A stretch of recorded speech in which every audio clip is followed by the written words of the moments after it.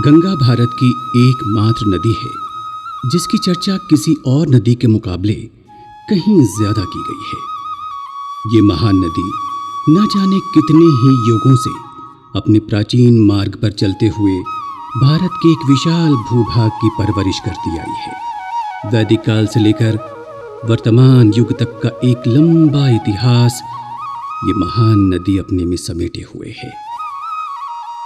न जाने कितने ही साम्राज्यों के सूरज गंगा नदी ने उदय और अस्त होते देखे हैं। न मालूम कितनी ही सभ्यताओं के उत्थान और पतन के राज इस नदी के सीने में दफन हैं। युग आए और गए, लेकिन बीते हुए वक्त के साथ गुम हुए उन तमाम लम्हों के अनगिनत अफसाने आज भी गंगा नदी के लहराते आंचल में मचल रहे हैं। ये वो नदी है जिसके तटों पर विजय के गीत गाए जाते हैं और पराजयों का मातम भी मनाया जाता है। गंगा नदी भारत की युगों पुरानी संस्कृति और सभ्यता की प्रतीक है, जो वक्त के साथ बदलती है, बहती है, लेकिन अपनी पहचान और वजूद को भी सहेजे रहती है।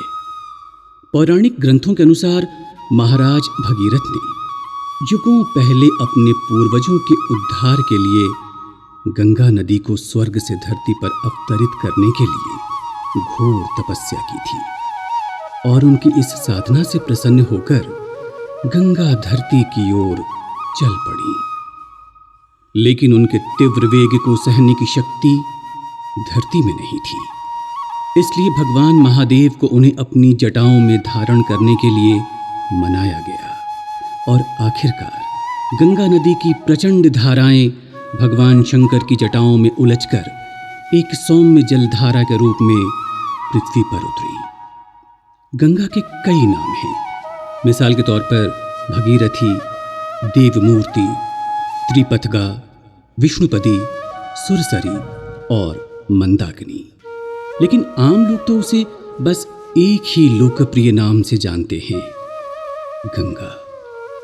हिमालय की दुर्गम और विस्मयकारी ऊंचाइयों में स्थित गोमुख नामक क्षेत्र से उत्पन्न होने वाली गंगा नदी आगे चलकर गंगोत्री, ऋषिकेश, हरिद्वार, इलाहाबाद, बनारस, पटना और कोलकाता होते हुए भारत के पूर्वी छोर पर स्थित गंगा सागर नामक स्थान में आकर बंगाल की खाड़ी में समा जाती है और अपने इस लंबे सफर के दौरान ये महान नदी लगातार अपने रूप बदलती है, रंग बदलती है और तेवर भी।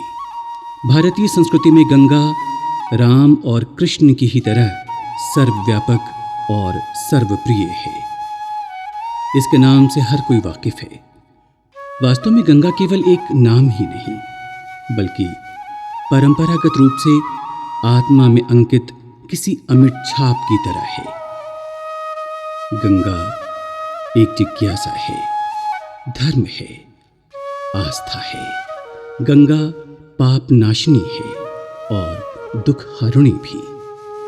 गंगा के सांस्कृतिक और धार्मिक महत्व की कोई सीमा ही नहीं है।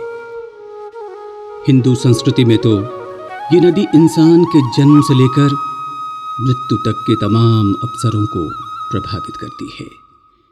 हिंदुओं के लिए गंगा जल से ज्यादा पवित्र और कोई चीज नहीं है। इसका स्पर्श ही अशुद्ध को शुद्ध कर देता है। इसका दर्शन जन्म जन्मांतर के कष्टों से मुक्ति दिला देता है और इसकी धारा में स्नान करके सभी पापों से छुटकारा पाया जा सकता है। हिंदू संस्कृति में गंगा जल का कोई विकल्प नहीं है। ये बेहद आदरणीय है और पूज्य भी। इसलिए इस नदी को सम्मान पूर्वक गंगा जी या गंगा माँ भी कहा जाता है और आस्थावान हिंदुओं के लिए गंगा जल आज भी अमृत तुल्य है। बूंद बूंद अमृत तेरा, कण कण माँ पावन है। बूंद बूंद अमृत तेरा, कण कण माँ पावन है। घाट घाट तीरथ तेरा, रूप मन भावन है। घाट घाट तीरथ तेरा, रूप मन भावन है। गंगा